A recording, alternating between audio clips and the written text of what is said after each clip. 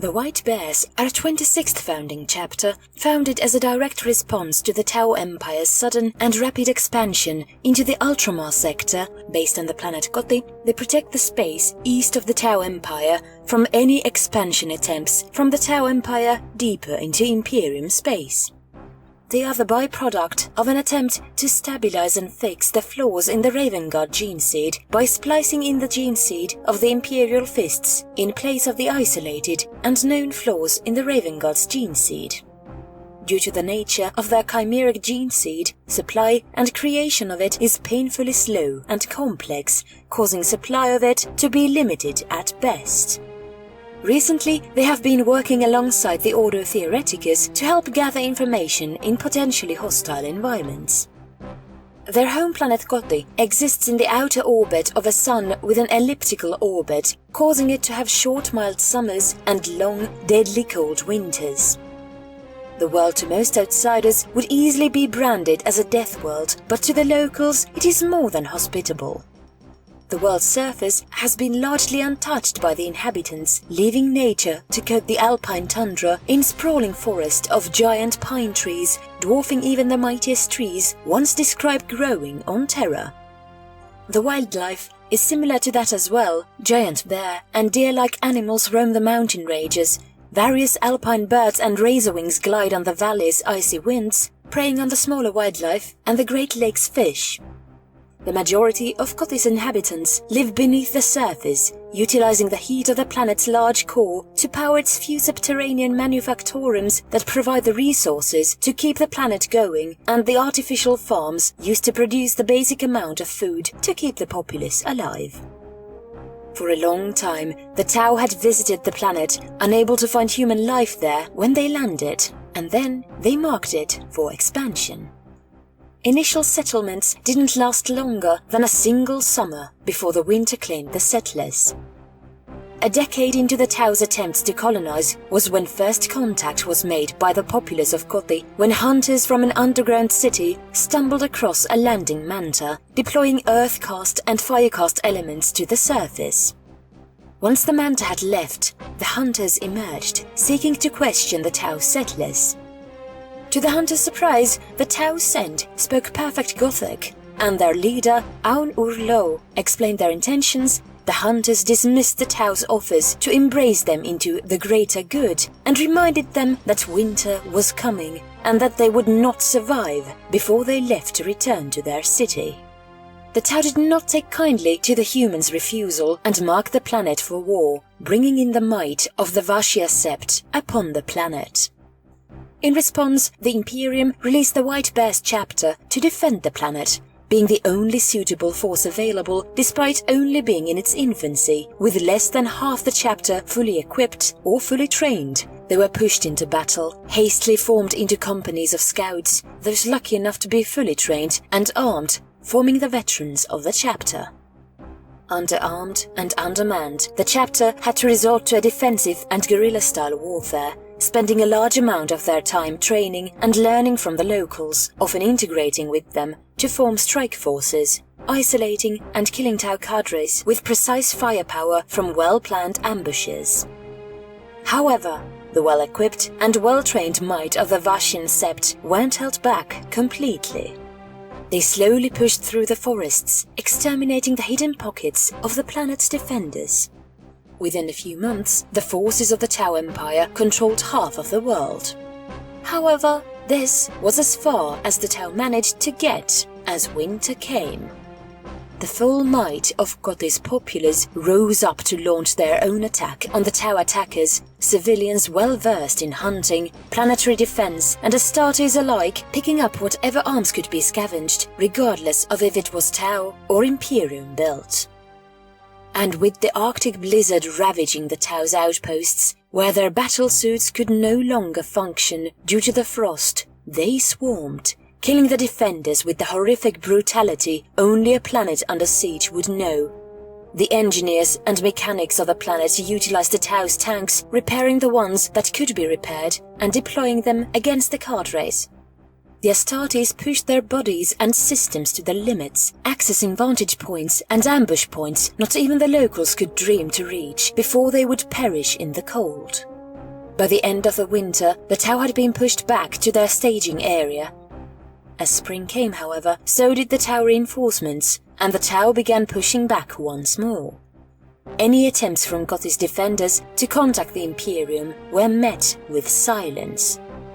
After enduring 2 more years of continuous conflict, reinforcements came in the shape of the 97th Locust Armored Regiment with a supply of ammunition and armor for the Astartes, as well as barges of lasguns and laspacks and charging facilities for the civilians. With fresh supplies and the bolstered armor companies of Lehman Russ battle tanks, the Imperium forces were able to eliminate the Tau threat, allowing the White Bears, as they had become to be known, to establish themselves on the planet, opting to build a fortress monastery amongst the mountains overlooking the Great Lake and the staging area of the Tau's invasion. The chapter does not recruit Astartes as regular chapters would. Rather, the civilians volunteer to join the chapter's ranks, the White Bear's reasoning that if a human can make it to the mighty fortress monastery, taking the 3-week trek through the perilous ravines and mountain passes up to the monastery without being killed by nature or terrifying wildlife that lives on the slopes, they are worthy enough to become a member of the chapter. However, due to the chapter's limited gene seed stock, many initiates are only trained and provided better equipment than the Planetary Defense Force, forming the chapter's auxiliary squads, many choosing to carry a Tau pulse rifle or railgun over the Imperium's options. When gene seed is available, the best of the White Bear's acolytes are chosen to undergo the augmentation and become fully fledged Astartes, fighting initially in the chapter's auxiliary initiate squads, until they can prove themselves to be capable enough to be given scout armor. Only after proving themselves and the consent of all the sergeants in the company may the Lieutenant permit an auxiliary to be granted power armor and a role within a tactical squad. Until recently, the White Bear's chapter has not been seen outside of their local space, but due to the fiery conclusion to the Damocles Gulf Crusade, the chapter has been free to answer distress calls and calls for support from other Imperium forces. Despite having a formal organization into companies, the White Bears rarely fight as companies, as each individual squad will volunteer and petition to take part in a campaign and will give their reasoning to be selected to the Lieutenantes and the chapter master. The chapter officially has 12 companies, although all of the 11th and 12th, as well as the parts of the 10th company, are formed of auxiliary initiates and a few squads of scouts due to the nature of the chapter's recruitment. It is common for the 11th and 12th companies to be confused for Astra Militarum platoons due to their lack of enhancement or equipment. Often the auxiliary companies will be treated with more respect than their augmented brothers, as they will perform the same tasks and combat roles regardless of the lack of equipment. Another unorthodox feature of the chapter is the recruitment of females within the chapter, as their belief that if anyone can make it to the Fortress Monastery is worthy is absolute, even if they cannot be augmented. Scout Marines are surprisingly rare within the chapter, as the chapter has access to more suits of power armor than gene seed stock, and the chapter refuses to let those augmented fight without power armor, as it increases the risk of the gene seed being destroyed. However, the Astartes that prove themselves capable and skilled enough are able to petition to operate without power armor, as operatives are more flexible and able to be stealthier without. The Lieutenantes of the chapter sit outside the chapter structure and are responsible for the recruitment and selection of Astartes and battle forces, and, as such, only answer to the chapter master and have a limited role on the battlefield, despite being some of the most experienced chapter, being selected from the kapteenis. The term kapteeni itself is simply captain in the local dialect. However, despite refining the chapter's traditions and protocols, recent news from Mars have unsettled the chapter, as they have been told to expect Primaris Space Marine reinforcements. The concept of new Astartes that do not know the traditions and who are not even from Gothi has left an uncomfortable feeling within many of the chapter, causing fears for the new Astartes, as the chapter is uncertain they will be able to cope with the harsh conditions, as well as the Gothi-born members do, and their lack of training with the rest of the chapter will cause them to be in more danger as they will not be able to fight to the standards expected by their peers, which may jeopardize their usual missions. There are also fears that the chapter will lose its identity and traditions to the Primaris, as they will outnumber the fully fledged Astartes of the chapter.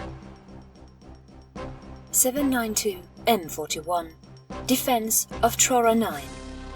Forces belonging to the Praetors of Orpheus chapter and the White Bears respond to calls for aid from the 619th Valhallan Regiment under the attack from the Orc War led by Warbur's Quickstriker.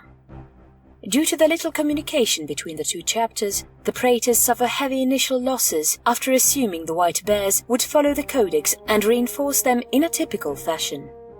However, the White Bears had been conducting hit-and-run raids during the nighttime blizzards on the Arctic planet, eliminating the bosses leading the various clans whenever a new one was chosen. Capitalizing on the opportunity presented by the Orcs infighting, the Valhallan regiment pushed their attack, noting the corpses of Orc war bosses covered in mottled green and white cloaks with the White Bear symbol upon them. The Praetors of Orpheus were infuriated by the White Bear's utter disregard for them and lack of communication that they refused to work alongside the chapter, a stance many other Ultramarine and Imperial Fist successor now share. 826 M41 Scouring of the Coirus Tebrara space lane. The White Bears responded to distress call from an Imperial merchant fleet under attack from the Red Corsairs. The White Bears infiltrated the Red Corsairs fleet and executed key leaders of the fleet before detonating the engines of the Corsair vessels, disabling their Gellerfields and core weapon systems before abandoning the Red Corsairs fleet to be consumed by the rapidly approaching Tyrannid High Fleet Moloch. 870 M41 Investigation of Redacted. A company of White Bears are requested by Inquisitor Qui of the Ordo Redacted to help investigations into a potential relic cast adrift in the sector Solar, likely from a pre-Imperium Redacted. 3 squads return from the mission. Inquisitor Qui assumed missing in action. The surviving White Bears appear to be completely mute since the incident. 999 M41 Cleansing of Mercia. The Mercia sector had been infiltrated by Alpha Legionnaires attempting to destabilize the sector through a political revolt that could pose a similar threat as the Badab Wars uprising. The White Bears, led by Inquisitor Brunswick, went to the central planet of the sector, Mercia Primus, to try and stop the growing rebellion and put halt to the Alpha Legion's plans.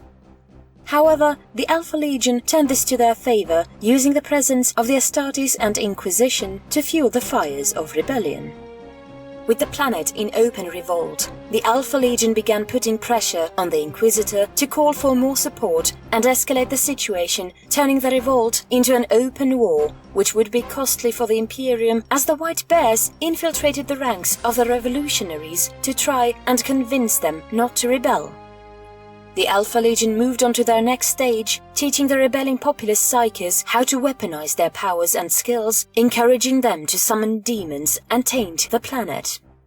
It was this escalation that the Inquisitor called for aid, requesting the forces of Inquisitor Tuplov and the Knight Celestial Astartes chapter to aid them in squashing the Alpha Legion, leading to an en masse drop pod assault on the planet with the full strength of the Knight Celestial.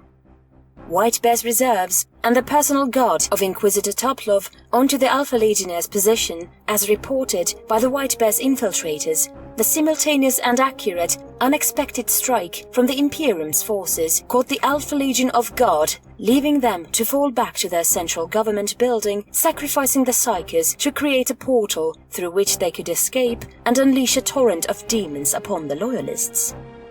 Fighting through the tide, Inquisitor Tuplov and Inquisitor Brunswick were able to close it. 999 M41 The Fall of Locus. The Locus sector is attacked by a splinter force sent to attack the realm of Ultramar by Abaddon.